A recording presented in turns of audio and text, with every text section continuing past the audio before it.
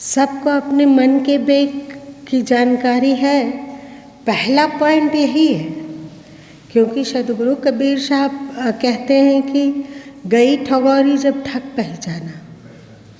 पहला है ठग को पहचानना, लेकिन ठग को पहचान लेने के बाद भी आप उसमें आसक्ति के कारण, ठग में भी आसक्ति होती है, पता होता है कि नहीं आप लोग?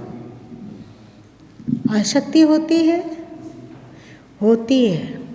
उस आसक्ति को छोड़ना नहीं, उस आसक्ति में पड़े रहना।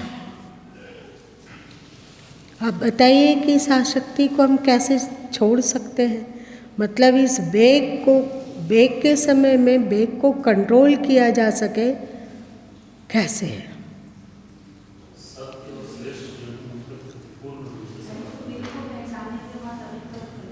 तो हुआ ना कि होश,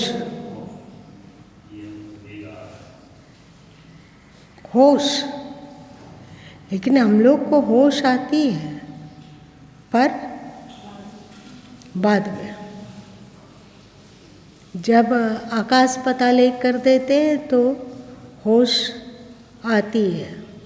लेकिन वही बोले कि आप वेग में किसी का कत्ल कर देते हैं तो क्या जज को आप कह सकते हैं कि अब हम कह रहे हैं ना कि कत्ल गलत था, हमें नहीं करना चाहिए था, पर हमको एहसास है ना, अब हम कत्ल नहीं करेंगे,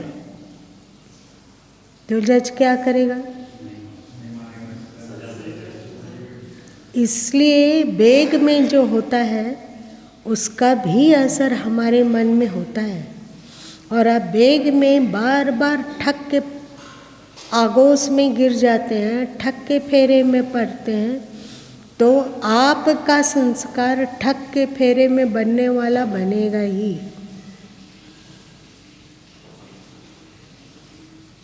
क्या करें? कैसे इस वेग को कंट्रोल किया जाए, वश में किया जाए? दुनिया को जीत लेना आसान लगता है, पर इस वेग को जीत पाना तो बिल्कुल कठिन जैसा लगता है। क्या किया जाए? कौन बताएगा?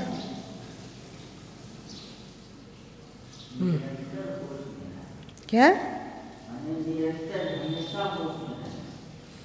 और वो तो ठीक है कि होश में रहना, पर रहा कैसे जाए?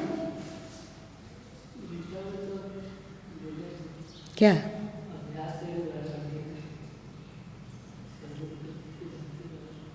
निरंतर अभ्यास, सतत अभ्यास। पतंजलि योग दर्शन में पतंजलि जी कहते हैं निरंतर अभ्यास, होश पूर्वक और श्रद्धा के साथ। श्रद्धा को भी पतंजलि जी जोड़े हैं, निरंतर, कंटिन्यू, सतत और दीर्घ काल तक अभ्यास। 3 चीज जोड़े हैं ना कि क्या क्या बताओ? दीर्घ काल तक अभ्यास और हाँ, सत्कार श्रद्धा पूर्वक कर रहे, बिना उबे, लंबे समय तक और सतत लंबे समय तक और सत्कार पूर्वक, मतलब श्रद्धा पूर्वक जो हम करते हो उसमें बिना उबे, बिना परेशान हुए उसमें लगे रहे। तो जो तुलसीदास जी कहते हैं कि करत करत अभ्यास के जड़मति होत सुजान, रसरी आवत जात रे सिल पर पड़े निशान। तो हम निरंतर अभ्यास किस किस चीज का कर सकते हैं? कौन कहेगा?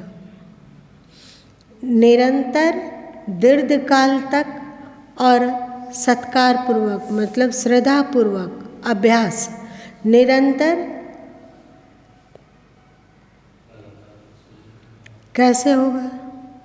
आप लोग को क्या पता है कि जब हम लोगों को जोश होता है तो उस समय तो अभ्यास होने लग जाता है, और उसके बाद जैसे ही जोश ठंडा होता है वैसे ही फिर ज्यों के त्यों है, फिर ज्यों का त्यों मन हो जाता है।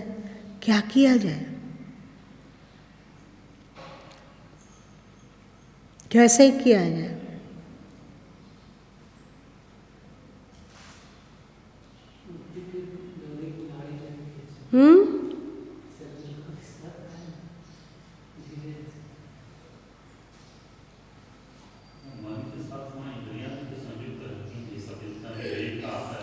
सब मन में वेग है, इसीलिए इंद्रियों में वेग है। इंद्रियों का अगर ठीक से अवलोकन किया जाए, हर पल क्षण अगर निरीक्षण किया जाए, आंखें कहाँ क्या देख रही, कान क्या सुनना पसंद कर रहा है, या नाक क्या सूंघना पसंद कर रहा है, त्वचा क्या चीज़ का स्पर्श करना चाहिए, अगर ये हमेशा बोध होता है व्यक्ति को, तो मुझे लगता है कि अच्छा बुरा का प्रश्न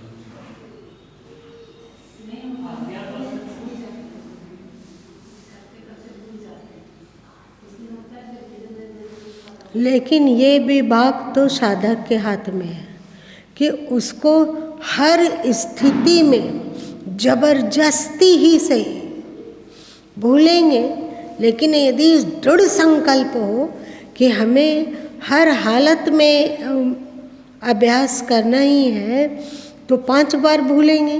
लेकिन क्योंकि जिजीविषा है, लगन है कि हमको करना ही है, लक्ष्य है हमारा, तो 5 बार भूलेंगे तो 10 बार याद आएगी ना।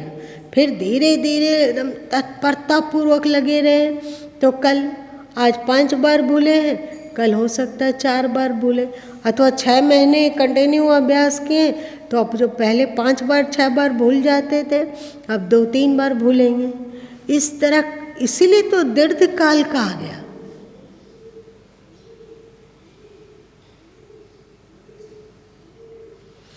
असली पॉइंट है ना कि जब आपको वेग आ रहा है, जब आपके मन में वेग आ रहा है, जब आपकी इंद्रियों में वेग आ रहा है, उसी समय आपको होश में आना है।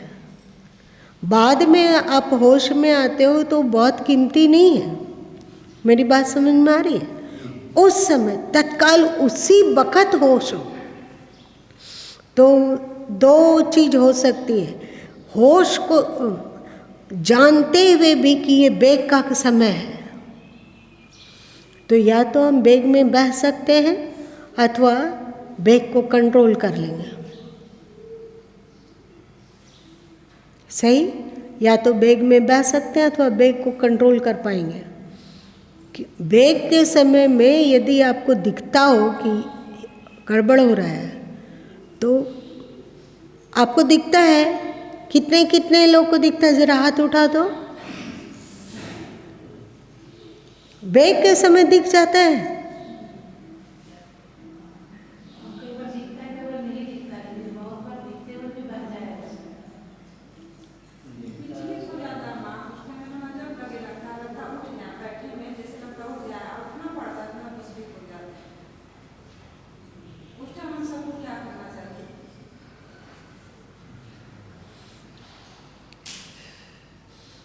एक बार वेग में बह गए कोई बात नहीं, फिर से हिम्मत जुटाइए और फिर से कि नहीं प्रभु, थोड़ी सी प्रार्थना, थोड़ा सा प्रयत्न, थोड़ी सी प्रार्थना, थोड़ा सा प्रयत्न। आप लोग को याद होगा गुरु माँ बहुत पहले गुरुजीएफ की कहानी कहे थे कि उनके दादाजी की जब मृत्यु होने को, गुरुजीएफ एक बहुत अच्छे संत हुए हैं, ईसाई संत, तो दादाजी मृत्यु से पहले बोले कि देख मेरे पास एक अनमोल हीरा है जो हमारे पिताजी ने हमें दिया था और हमारे पिताजी को उनके पिताजी ने दिया था। इस तरह पीढ़ियों से ये रत्न हम लोगों के पास बना हुआ है, मृत्यु से पूर्व हम उस रत्न को तुम्हें दे देना चाहते हैं। तो गुरुजीएफ जी बहुत खुश हुए उन्हें तो लगा कि बिना कमाए ढेर सारा धन आ जाएगा, लेकिन जब वे हिचकी लेने लगे दादाजी तो बोले कि मैं जल्दी दे रहा हूँ। गुरुजी बोले जल्दी कहिए कि क्या, कौन सा रत्न है, कहाँ है, कैसा है। तो वे कहें कि जब तुम्हारे मन में किसी चीज़ का वेग आता हो तो उसको 24 घंटे के लिए टाल दो।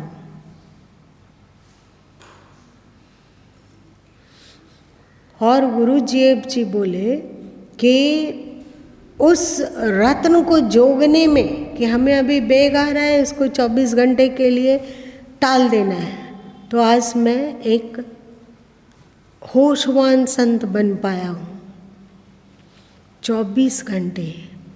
लेकिन क्या आप लोगों को ये अनुभव है कि 24 घंटे तक भी कोई वेग रह जाता है?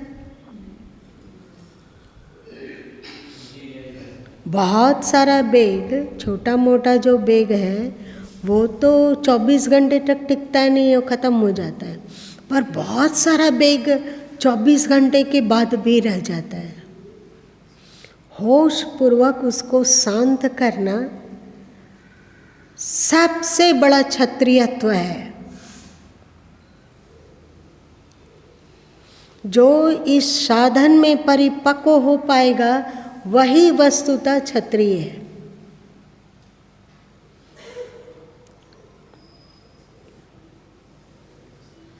अगर उसी तरह वेग बना हुआ हो तो क्या होगा?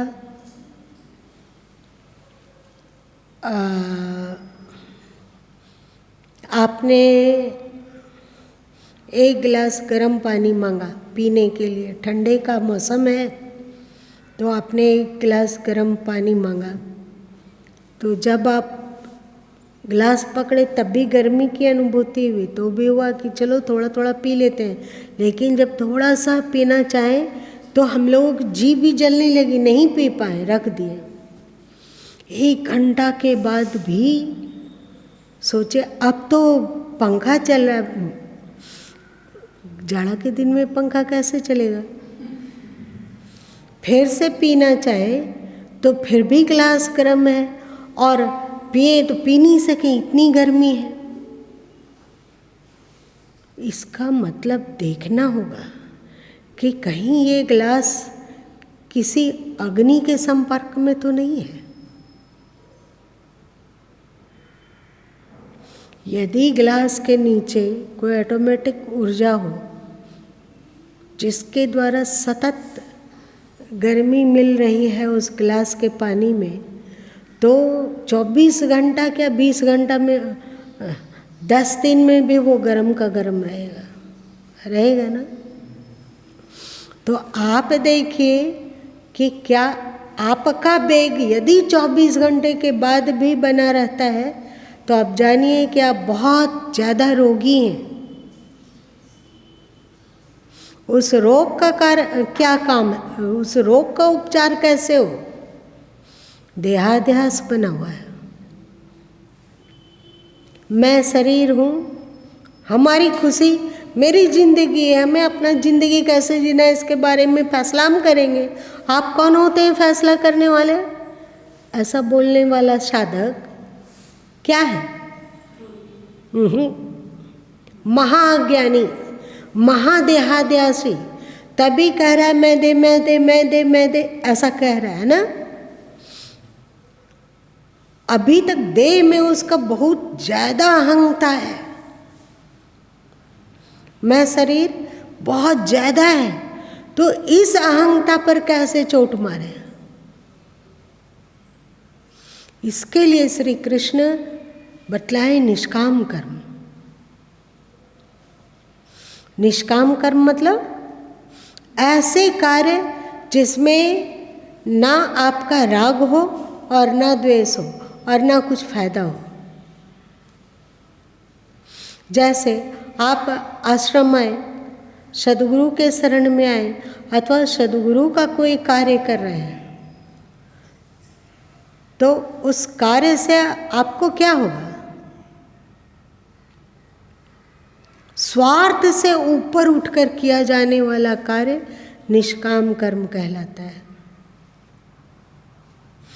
और निष्काम कर्म का सतत अभ्यास हो, कुछ भी आप ढूंढिए बिना स्वार्थ का कुछ कर पाए।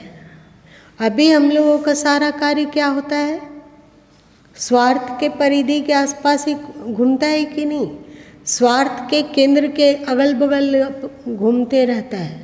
कुछ भी हम करते हैं उसमें हमारा स्वार्थ है। सुबह से देख लो, उठे आपने ब्रश किया, क्यों किया? उसमें आपका स्वार्थ है ना, आपके दांत ठीक रहेंगे। आपने स्नान किया, क्यों किया? उसमें भी आपका स्वार्थ है। खाना बनाया, क्यों बनाया?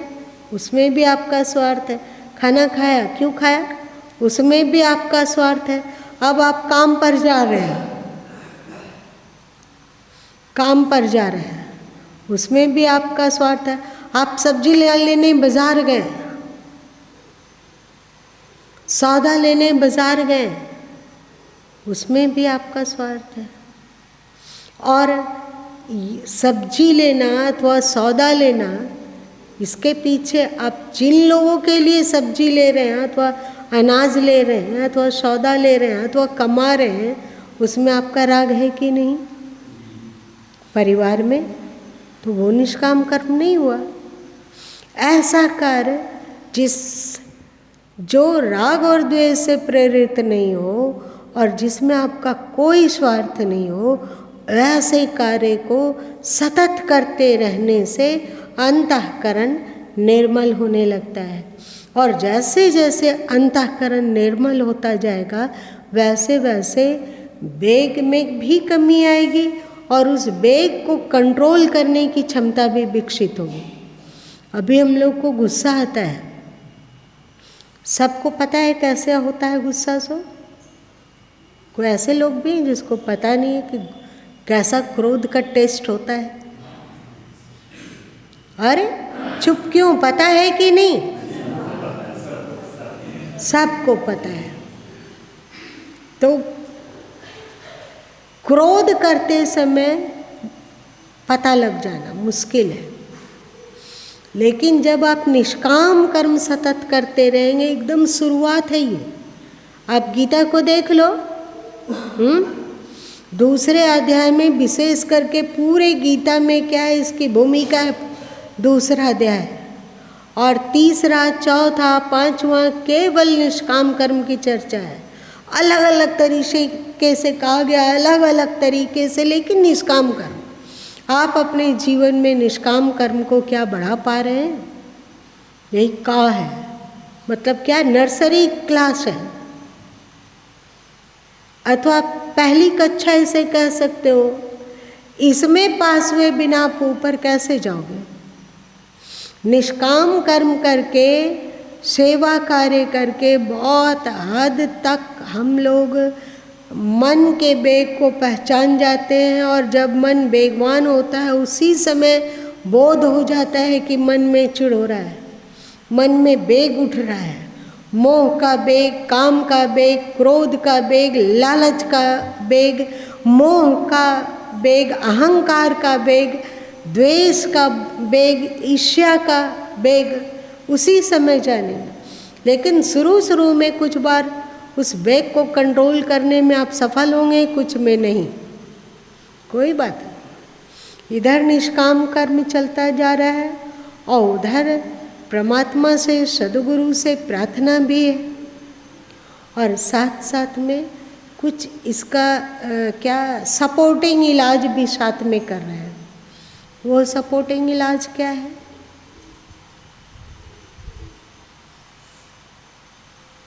सपोर्टिंग इलाज है सुमिरन। सुमिरन मतलब क्या है?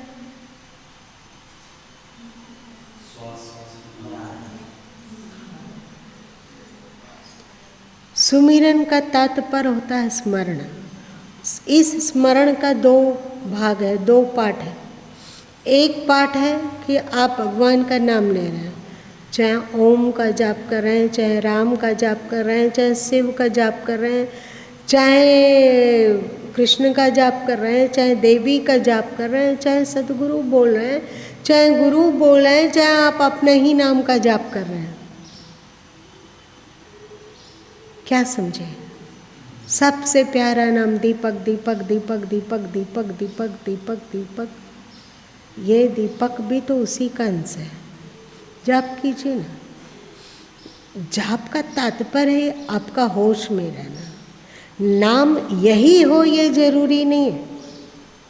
आप अपने मनपसंद कोई भी नाम लीजिए, एक ये हो गया स्मरण, इसके द्वारा आपकी एकाग्रता की क्षमता विकसित होगी ना। दूसरा पहलू है कि किसी भी जगह अपने स्मरण को, सुरती को जोड़ देना। जैसे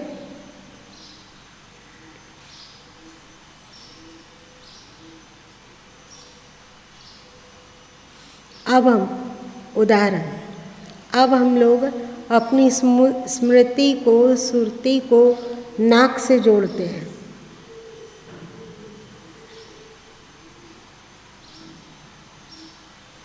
प्रतिपल होश में रहकर नाक का घर्षण करते हुए श्वास अंदर जाता है, जा रहा है। देखो, अभी आप लोग को अनुभव नहीं था ना कि नाक में श्वास का घर्षण भी होता है, लेकिन आप इसमें जागिए। 1 मिनट अपने नाक पर ध्यान दो।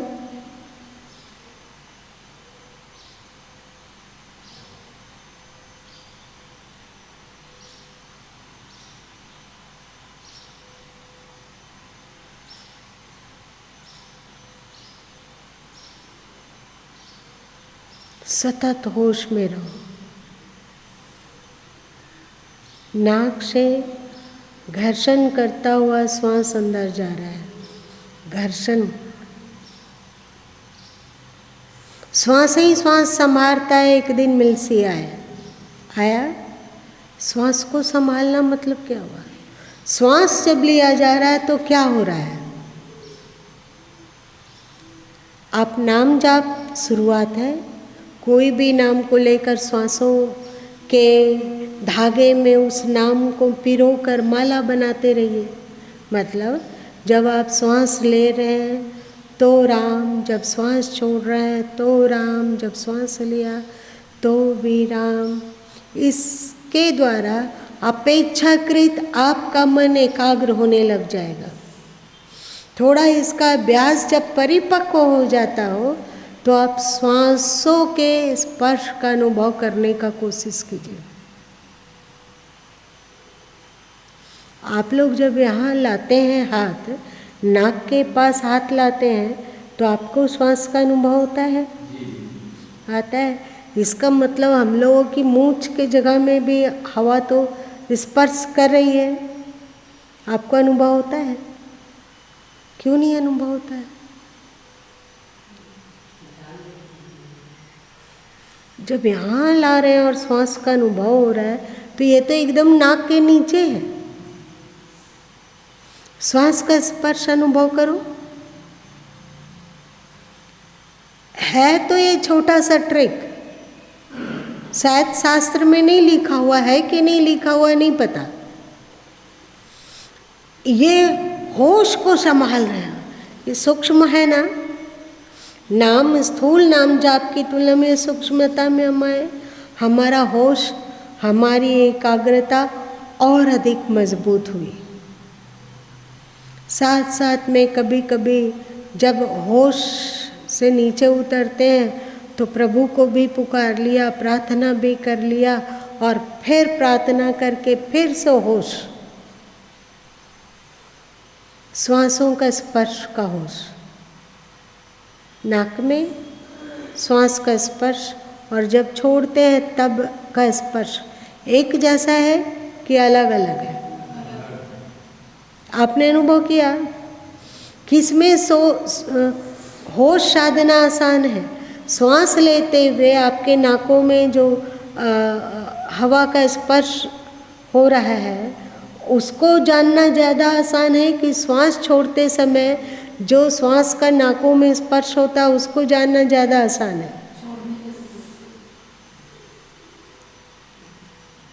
बताओ।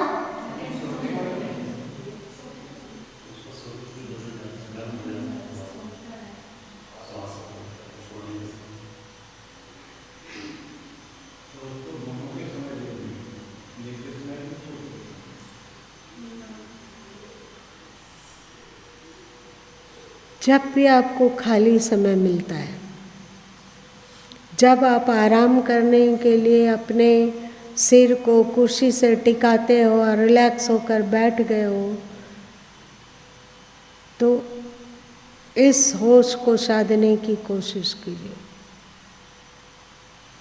धीरे धीरे आपका मन और अधिक एकाग्र होगा और आपका होश और अधिक सघन होगा और आप में कंट्रोलिंग पावर का विकास होगा। कंट्रोलिंग पावर मतलब वश में करने का, है ना?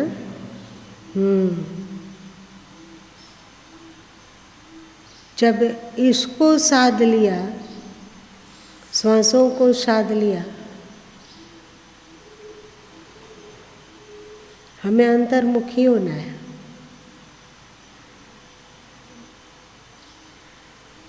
श्वास ऐसा है जो ना बहुत सूक्ष्म है और ना बहुत स्थूल है, कि नहीं? तो इसमें होश साध रहे, इधर से ऐसा कार्य कर रहे हैं जो कि स्वार्थ से ऊपर उठकर हो। कोई भी कार्य, कुछ भी चुनिए आप,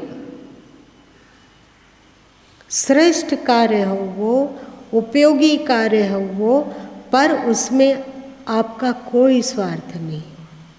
ऐसा एक दो कार्य बताओ।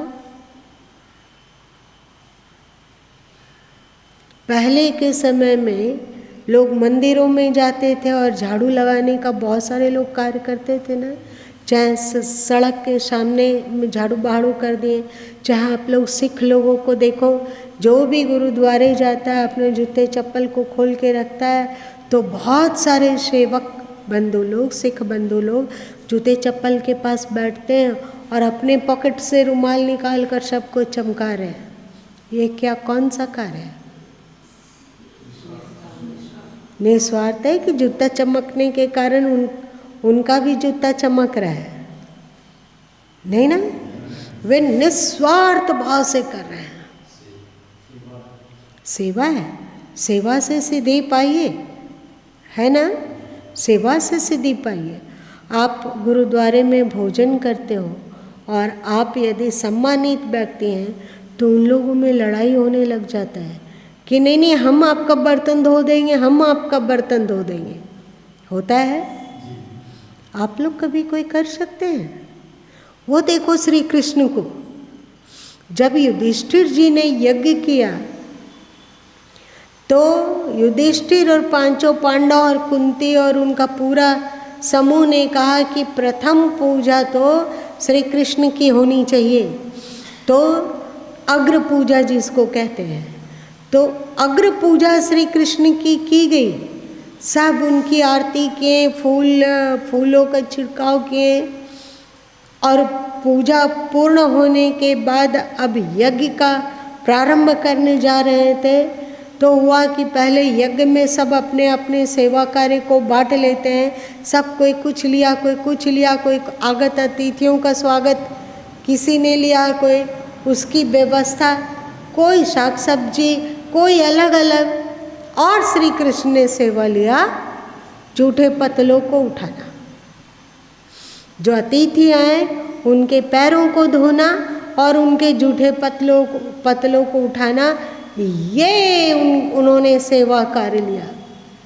इसमें उनका कौन सा स्वार्थ था? उपयोगी कार्य है पर निस्वार्थ है, निष्काम है। ऐसा भी नहीं है कि लोग कहें कि देखो श्री कृष्ण कितनी सेवा करता है, वाकई महान है। ऐसा नहीं, उनमें अहंकार नहीं है, एक जरा अहंकार नहीं। और एक बात है कि वे जूठे पत्तल उठा रहे हैं और लोगों के आगत अतिथियों का चरण पखार रहे हैं तो उसमें उनको कूढ़न नहीं है। अरे ये लोग एक जरा सा बोले कि नहीं भाई हम जूठा पत्तल उठाएंगे और सबका आगत अतिथियों का चरण धो देंगे, ये लोग भी गजब है, सारा का सारा कार्य हम पर डाल दिए। अरे भाई हमको आदमी है, कोई मशीन नहीं है। कृष्ण जी ने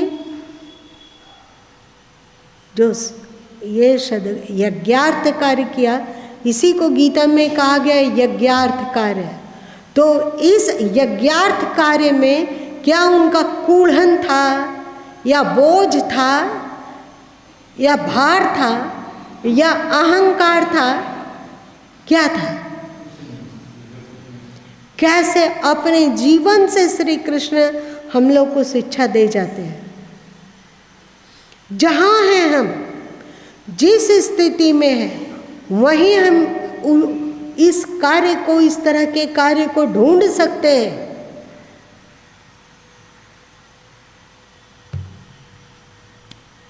आपका मन चमकने लगेगा, जैसे दर्पण में तेल लग गया हो और उसमें चेहरा नहीं दिखता हो।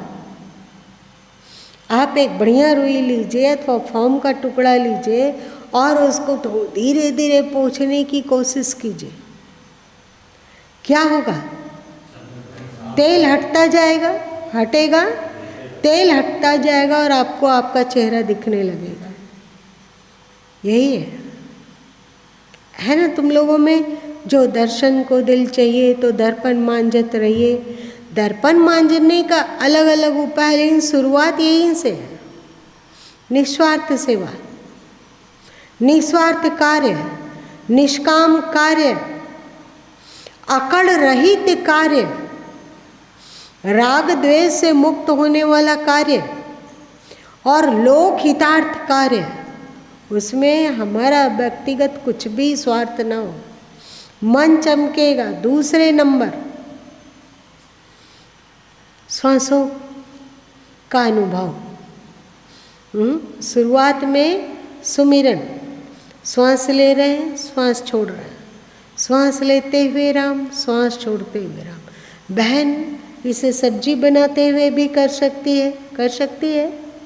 ब्रश करते हुए भी किया जा सकता है, इसे भाई बहन कर सकते हैं, कर सकते हैं। कोई व्यापारी दुकान में बैठकर माल तौल रहा है, उस समय भी ये कर सकता है, श्वास में नाम लेने का कर सकता है। स्नान कर रहे हो, जयदेव गोविंदका जी तो यहाँ तक कह दिए कि नाम इतना पवित्र है कि यदि तुम शौचालय में भी बैठे हुए हो तो भी नाम ले सकते हो। जब जयदयाल गोविंदका जी की ये पंक्ति गुरु माँ पढ़े थे बहुत पहले बचपन में, तो एकदम दंग हो गए। आप किस स्थिति में, इसे कोई मतलब नहीं है, बस आप नाम लीजिए।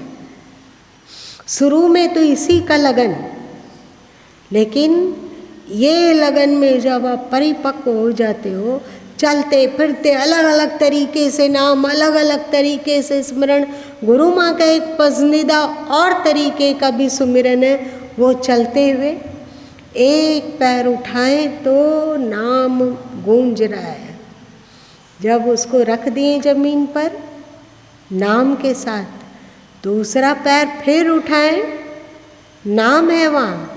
दूसरे पैर फिर रखें धरती पर, नाम है वहाँ। आप लोग टहलते समय नहीं, छत पर टहलते समय अथवा ऐसे सड़क पर टहलना जहाँ पर सवारी ना गुजरती हो, क्योंकि एक तरह का ये आदमी का मन इतना एकाग्र हो जाता है कि पता नहीं चलता है कि कौन आ रहा है। बैल दौड़ता भागता आ रहा है अपनी ओर, कि हाथी आ रहा है, कि कोई गाड़ी आ रही है। तो थोड़ी सावधानी चाहिए, पर मज़े से होश।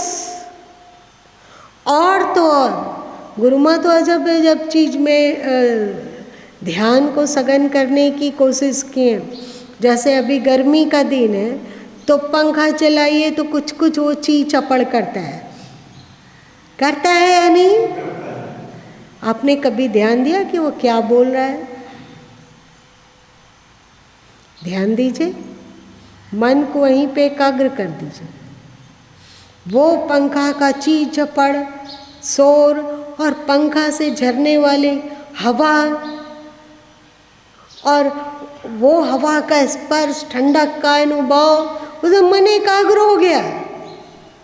कौन कहता है कि ध्यान की विधि बताइए? अरे भाई, ध्यान का तो सब तरफ ऑप्शन है। आपने कभी घड़ी का टिक टिक सुना है? पहले करवाते थे ना घड़ी के टिक टिक में ध्यान। ये कोई कहोगे कि ये कोई ध्यान की पद्धति है? ये सब स्थूल ध्यान है, पर मज़ेदार है, पर कीमती है। आप अभी यहाँ बैठे हो, मशीन चल रहा है,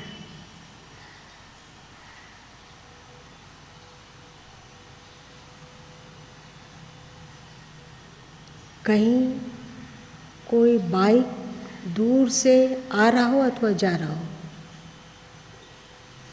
चिड़ियों की चहचहाट,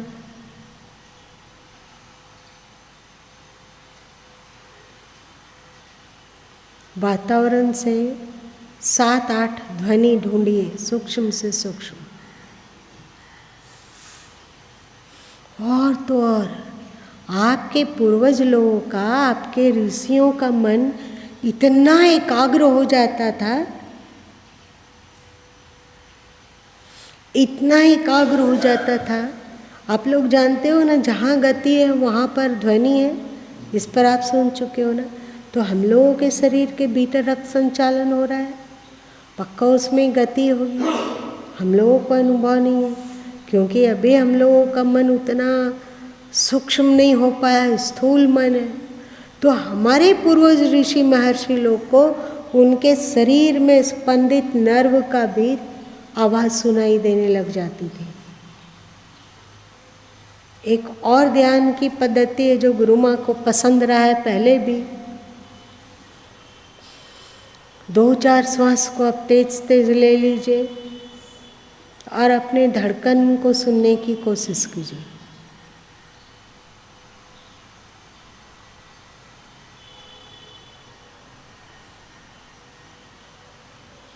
जब तक नहीं भागता हो मन, तब तक केवल धड़कन सुनिए, धड़कन का अनुभव।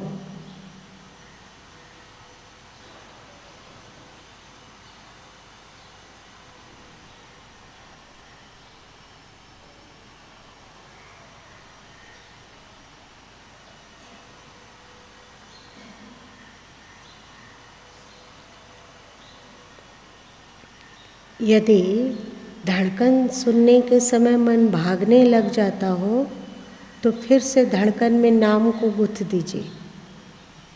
मतलब दिल धक किया तो राम, फिर धक किया तो राम, फिर धक किया तो राम, तो धक किया तो राम। और यदि धड़कन में ही मन लीन हो जा रहा हो, उसमें स्थिर हो जा रहा हो, तो ये कीमती है। ये सब बहुत स्थूल ध्यान नहीं है क्या? ये स्थूल ध्यान नहीं है, पर बहुत सूक्ष्म भी नहीं है। ये सद जाने के बाद फिर आप दिव्य दृष्टि साधना में लग जाइए। मतलब अंतर्मुखी होने के मार्ग में चल पड़िए। जब दिव्य दृष्टि साधना परिपक्व हो जाता है तो फिर गुरु बता देते हैं सुरत शब्द योग। ये दिव्य दृष्टि साधना और सुरत शब्द योग के आदि प्रचारक भगवान शंकर हैं, और उससे पहले उनमें परमात्मा के द्वारा ये ध्यान पद्धति उतरी थी। इन सब को अपनाते अपनाते अपनाते आपका मन इतना सूक्ष्म हो जाएगा, और वेग पता लगा, और वेग को तो आप संभाल ही लोगे। 100 बार वेग से गुजरना हो तो 99 बार आप अपने वेग को संभाल सकते हैं, और जब आप वेग को संभालने में सक्षम होते जाएंगे तो स्वतः ही आपके भीतर ज्ञान का सूर्य उदय होता जाएगा। यही तो है घूंघट का पट खोल। अथवा जो ऋषि लोग प्रार्थना किए, तमसो मां ज्योतिर्गम्या मृत्युर्मामृतम गम्या और अस्तो मां सदगम्या, यही तो है। आज जितना बताया गया, इसका अभ्यास करने पर अब बताओ कि मन के वेग को पहचान पाएंगे या नहीं? मन के वेग को कंट्रोल करने की क्षमता आएगी या नहीं?